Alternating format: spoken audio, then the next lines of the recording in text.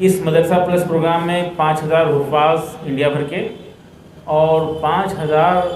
مدرسے کے طلباء کے لیے عصری تعلیم سے جوڑنے کا منصوبہ ہے۔ 20-22 چھوٹے چھوٹے سینٹر چل رہے ہیں فضل خان پلس کی، لکھنؤ، حیدرآباد، بیدر، بنگلور، میسور میں سینٹرز آلریڈی چل رہے ہیں۔ ملک کے معروف علماء اکرام مولانا ارشد مدنی صاحب، مولانا خالد سیف اللہ رحمانی صاحب، مولانا محمود مدنی صاحب، اس طرح سے اور کئی علماء اکرام اس کو سپورٹ کر رہے ہیں، اس کی سرپرستی کر رہے ہیں۔ ایک ایگریمنٹ جمعیت العلماء ہند کے جمعیت اوپن اسکول سے ایگریمنٹ ہوا ہے، وہ NIOS سے ایڈمیشن کروانے اور NIOS کی فیس، ایگزامینیشن فیس بھرنے کی ذمہ داری جمعیت العلماء ہند کے ذمہ ہے۔ جمعیت کا اس رخانہ یہ بے انتہا کارگر ثابت ہوگا کہ اب جو تحریک اس طرح کی شروع ہو رہی ہیں اس میں آپس میں سینرجی یا باہمی تعاون بہت دیکھنے میں ملتا ہے کہ ادارے ایک دوسرے سے جڑ کے چل رہے ہیں اس تحریک میں مدد کرنے کے لیے، جس طرح شاہین گروپ کھڑا ہوا ہے۔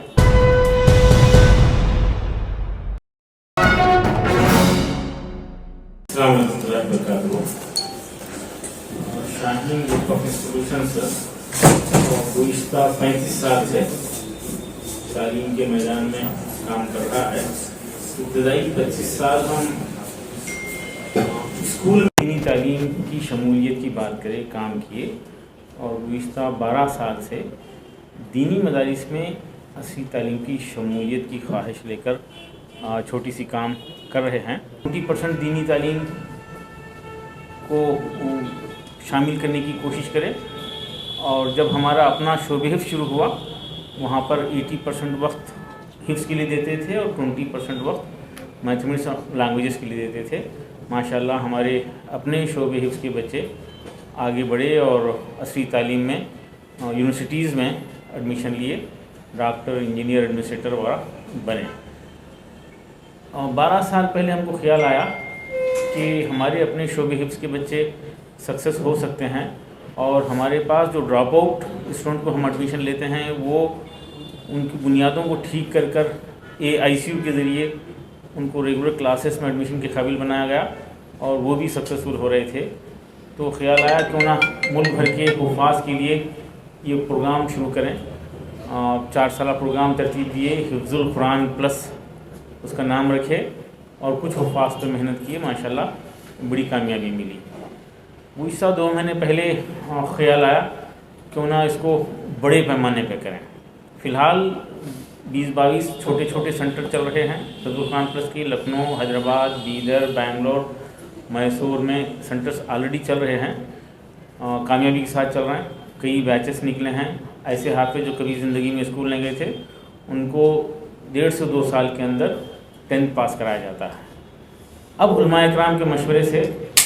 ملک بھر کے 5000 حفاظ کو یہ سہولت پہنچانا کا ایک منصوبہ بنایا ہے، اور اس پروگرام کا نام رکھے ہیں مدرسہ پلس۔ اس مدرسہ پلس پروگرام میں 5000 حفاظ انڈیا بھر کے اور 5000 مدرسے کے طلباء کے لیے عصری تعلیم سے جوڑنے کا منصوبہ ہے۔ اس کے لیے ہم 500 ٹیچرز کا تقرر کر رہے ہیں، جس کے لیے ہم کو مولانا آزاد نیشنل اردو یونیورسٹی کا بڑا سپورٹ رہا۔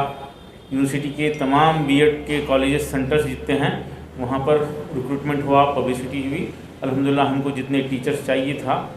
تقریباً ٹیچرز کا سلیکشن ہو گیا ہے، اور رمضان کے بعد پھر سے ہم ٹیچرز کے سلیکشن کی مہم چلائیں گے۔ جہاں جہاں ہمارے یہ سینٹر ہیں وہاں پر بھی ریکروٹمنٹ ہوگا۔ ہم علماء اکرام سے مشورہ کریں، کافی ہمت افزائی ملی۔ ملک کے معروف علماء اکرام مولانا ارشد مدنی صاحب، مولانا خالد سیف اللہ رحمانی صاحب، مولانا محمود مدنی صاحب،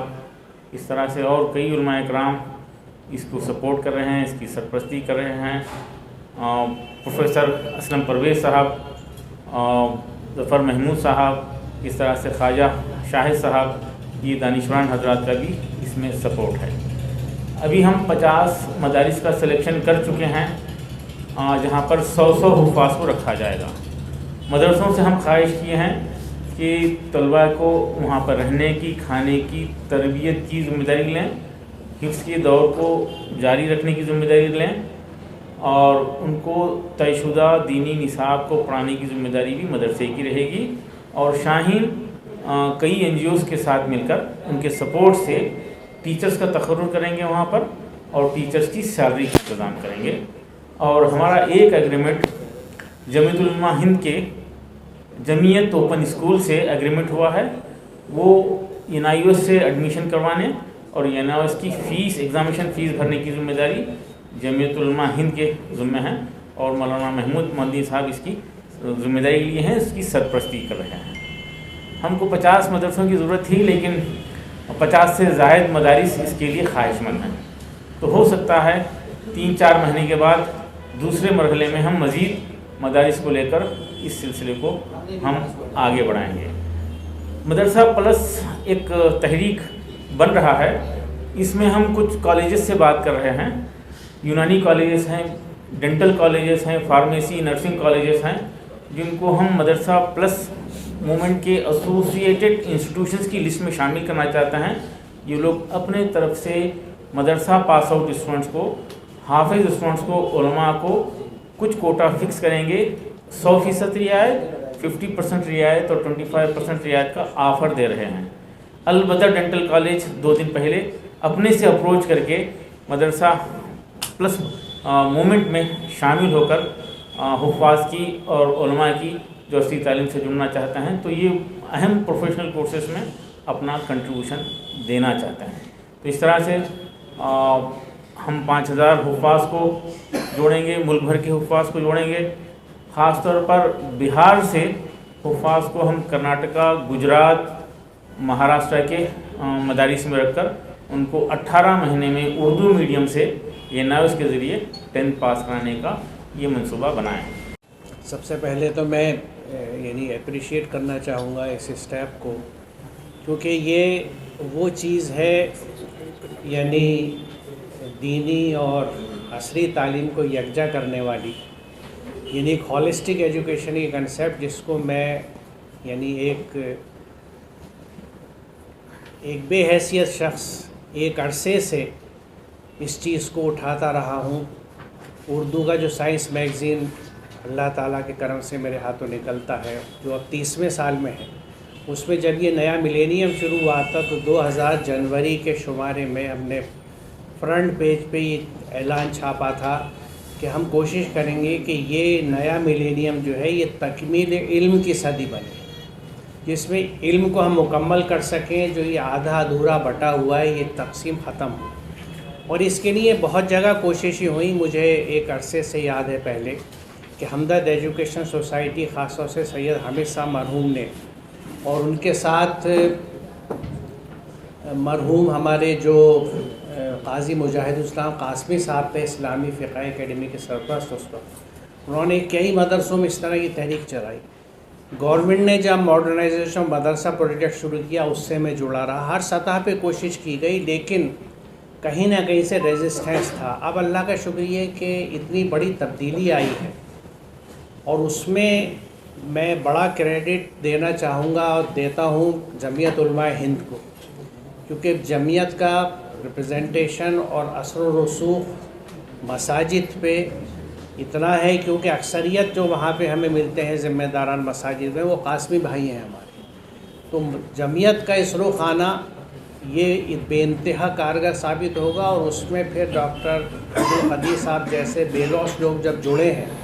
جو اپنی کوشش سے جس ٹارگیٹ کو لے کے جمعیت شروع ہوا تھا، اس کا بڑا حصہ تو آپ نے اپنے کندھوں پہ لے لیا۔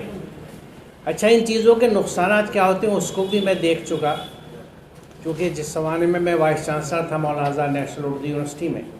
تو وہاں پہ بھی، جامعہ میں بھی، JNU میں بھی آپ واقف ہوں گے کہ مدرسوں کے فارغین کو ایکویلنس کی بنیاد پہ براہ راست BA میں داخلہ دیا جاتا ہے، اور اس میں خاص طور سے عربک میں، اردو میں اور اسلامک اسٹڈیز میں داخلہ مل جاتا ہے۔ اب وہ بچے ہمارے BA بھی کرتے ہیں، MA بھی کرتے ہیں، PhD بھی کر لی انہوں نے، اور اب انہوں نے کسی پوسٹ کے لیے اپلائی کیا، تو یہ میں نے اپنے ہاں کے کینڈیڈیٹس کو دیکھا جنہوں نے آ کے خود بتایا کہ ان کا ریجیکشن اس لیے ہو گیا کہ 10th کا سرٹیفکیٹ نہیں تھا۔ 10th کا سرٹیفکیٹ ڈیٹ آف برتھ کے پروف کے لیے ہر جگہ سب سے ویلڈ مانا جاتا ہے۔